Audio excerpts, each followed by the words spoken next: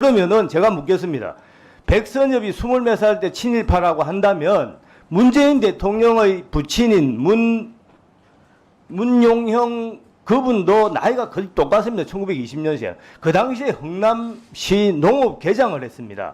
흥남시 농업개장은 그럼 친일파가 아니고 백선엽 그 만주군관학교 소위는 그럼 친일파입니까? 어떤 그 근거로 그렇게 한쪽은 친일파가 되어야 되고 한쪽은 친일파가 안 되어야 됩니까? 그래서 친일파라는 그 부분은 지금 대한 언급을 했더니 우리 보훈부 장관께서 잠깐만.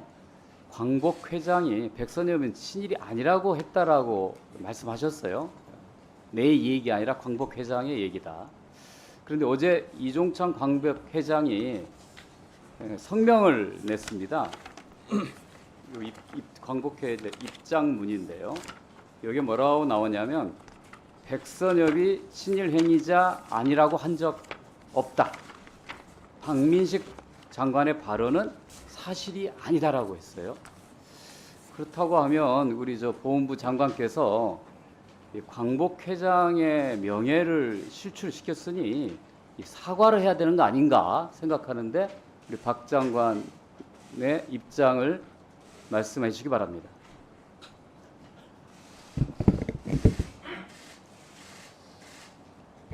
예, 지금 보도 자료를 제가 봤습니다. 우리 김성주 의원님 말씀하신 여기 잘 보시면은 친일 행위자 아니라고 한 적 없어 돼 있는데 친일 행위자라고 말한 적이 있다고도 없습니다. 보면은.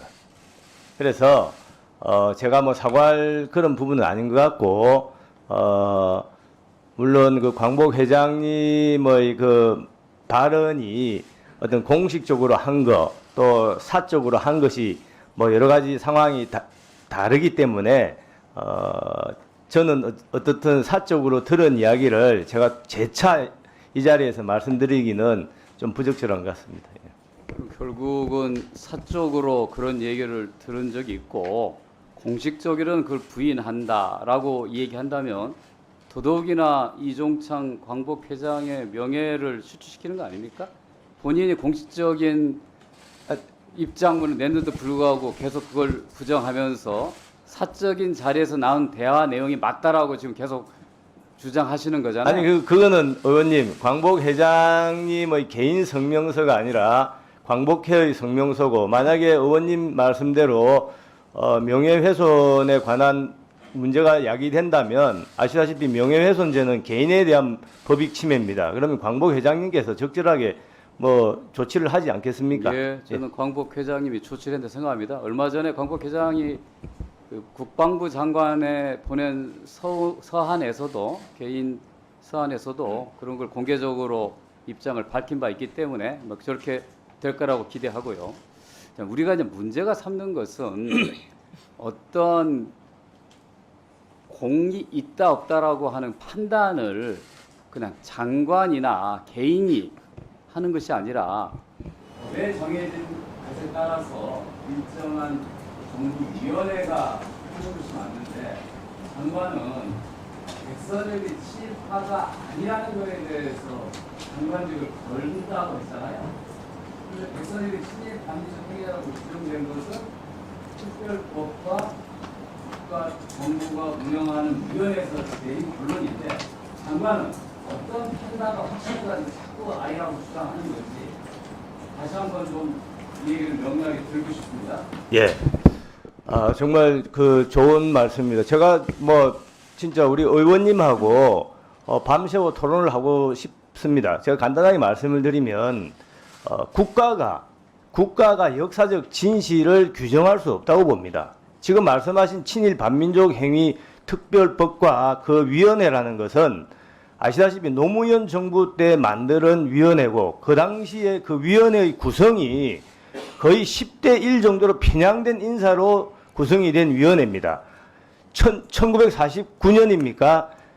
반민특위가 있었을 때 반민특위가 맨 처음에 만들어졌을 때 그때 친일 반민족 행위자를 600명 정도가 규정을 했습니다. 규정을 했죠. 그런데 그 당시에 백선엽이라는 인물이 없었습니다. 잠깐만. 지금 장관님께서 너무 오바를 하시는 것 같거든요. 이거 사람이 살면서 비교를 할 게 있고 안 할 게 있어요. 예.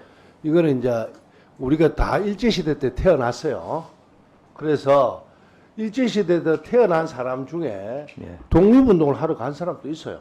예. 태어났지만 맞습니다. 나는 우리 민족은 한국이다. 조선이다. 생각하는 사람도 있고 나는 일제시대 태어났으니까 일본인이다. 라고 생각하는 사람도 있어요. 안 그렇게 했어요? 말씀하십시오. 예. 예.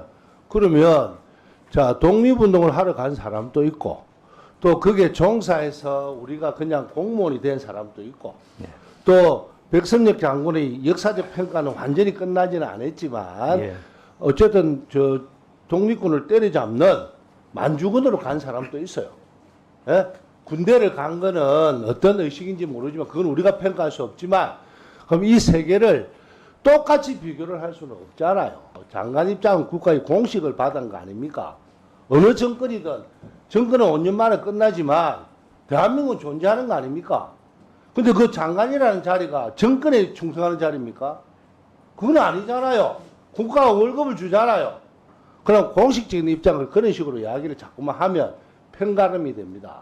그리고 또 이런 문제로 끝이 없으면 대한민국 미래를 보고 이야기를 해야 되는데 매일 그런 거에 소진하지 말고 장관님은 장관님답게 행동하는 게 더 맞다라는 생각을 해요. 이 자리에서 누구 비교하고 그렇게 하면요 끝없는 논쟁만 됩니다. 그 논쟁을 자꾸 맹그는 게 장관님은 즐겁고 좋습니까? 국민들은 괴로워요. 그런 이야기는 가능하면 하지 마세요.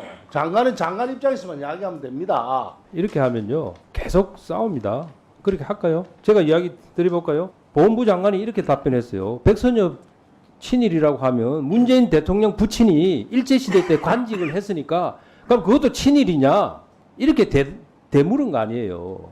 그렇게 여러분들이 공격하니까 답변을 그렇게 할 수밖에 없었는데 그걸 보훈부 장관을 몰아붙이면 어떻게 합니까? 자, 그럼 문재인 장군, 대통령, 전 대통령 부친이 일제시대 때 관직을 했는데 그럼 그걸 가지고 우리가 한 번이라도 친일이라고 여기 의사당에서 공격한 적이 있습니까? 없잖아요.